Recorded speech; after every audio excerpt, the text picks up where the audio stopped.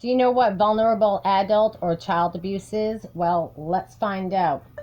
Definition of vulnerable adult abuse and child abuse. According to Sitkins Against Family Violence, vulnerable adult abuse is a term used to describe any knowing, intentional, or negligent act by a caregiver or any other person that causes harm or a serious risk of harm to a vulnerable adult.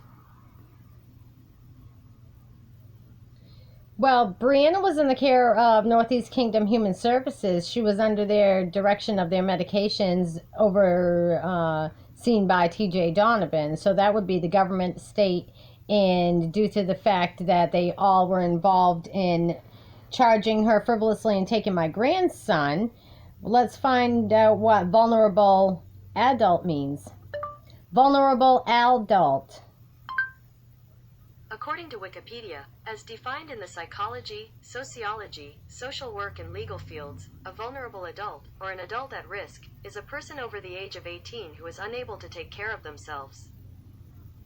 So knowing that Brianna was so ill and had been shot up with something called ketamine in Rutland Regional Medical Center for 60 days, she was so sick. She had been in and out of the hospitals, abused, sex trafficked, and more out of the state of Florida, okay, after being abused by Gordon Obert and put on a bus and sent away. Now, we all know that there's a story behind that, and there's a whole lot of hiding evidence behind that. And why do I say that? Because the ones that are involved in that are the ones that aren't accepting the statements that want to come forward, okay, and the witnesses that want to come forward.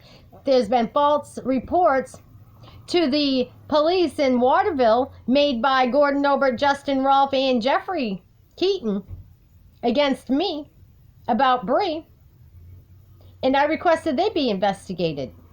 False reporting is a crime. Nobody's immune from it, whether they wear a badge or not. But knowing that they all three lied and then closed out the request for a well-being check on the vulnerable adult, and again, we have witnesses to her condition. And we also have witnesses and statements and records to prove of the condition that she was found in months later. That stemmed from being falsely arrested and her son being taken from her back in June.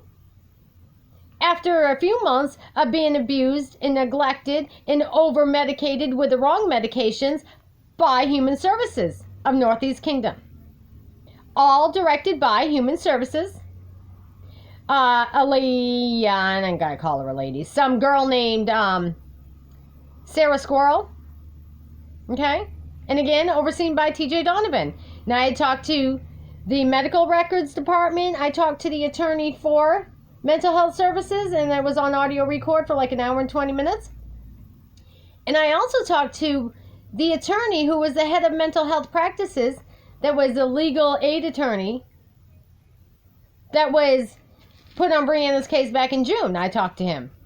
And that's been audio recorded and erased from my account. So how did that happen? That right there is a crime in itself. That means somebody's been hiding and evading and destroying my evidence. And that would only be at a state or government level. All reason to believe and none to doubt. So we got a lot of crime here being committed against me and my daughter. And the fact is, my daughter shouldn't have been shot up with anything. And the medications that they did give to her that were the wrong medications, they weren't the medication, when I say wrong, they weren't the medications that were prescribed to her. They come up on a Wednesday and deliver them after hours.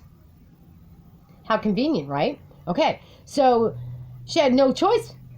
She couldn't talk to anybody about it until the next day. And if she goes without the medications, they were threatening to take my grandson away from her because they had started all these behind the scenes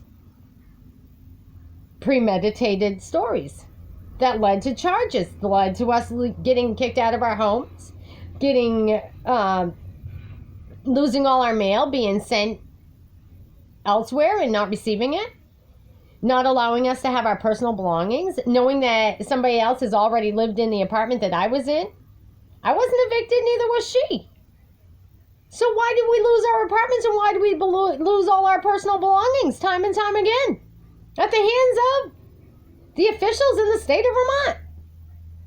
Remember, you people are the ones that pay for these people, and you're the ones that vote them in. So when you do that, you're the ones that are just as guilty, because when you're not talking about this and you're not trying to help the situation, you yourself are guilty of allowing it to happen. So I don't feel bad about your tax dollars being spent. If you're not out here helping solve the problem, that means you're perhaps hindering anybody from being able to come forward.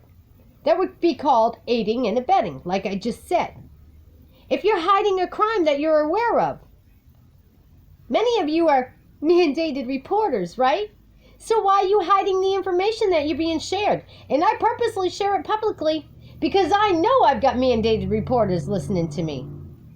And I know who you are because I can see who's watching me. Okay? So therefore, why aren't you doing your job?